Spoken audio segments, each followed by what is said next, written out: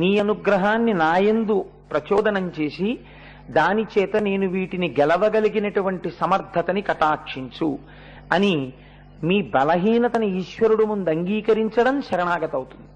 అందుకే ధూర్జటి కాళహస్తీశ్వర శతకంలో రోషీరోయదు కామినీ జనుల తారుణ్యోరు సౌఖ్యంబులన్ బాషీబాయదు పుత్రమిత్రధన సంపద్భ్రాంతి వాంఛాలతల్ కోశీ కోయదు నా మనంబకట నీకున్ ప్రీతిగా సక్రియల్ చేసీ చేయదు దీని తుళ్ళనచవే శ్రీకాళహస్తీశ్వర అని అడిగాడు. అది లొంగినట్టుంటుంది, లొంగకుండా పోతుంది. దాన్ని ఎంత అందంగానో ఇప్పటికీ సుఖం చాలన్నట్టుంటుంది, మళ్ళీ సుఖాలను అడుగుతుంటుంది. భగవంతుడి సేవ చేసినట్టుంటుంది, యామరిపోతుంది. ఇవన్నీ ఏమిటని వైరాగ్యం పొందినట్టుంటుంది, మళ్ళీ సంసారం వైపుకు పరుగులు తీస్తుంది.